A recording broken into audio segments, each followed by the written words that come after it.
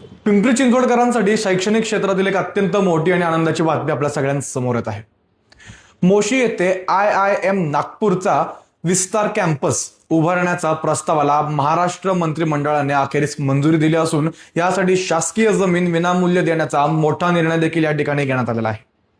पिंपरी चिंचवडच्या शैक्षणिक वैभवात भर घालणाऱ्या या प्रकल्पाचा प्रदीर्घ काळ प्रलंबित असलेला प्रस्ताव आता अंतिम टप्प्यात आलेला आहे।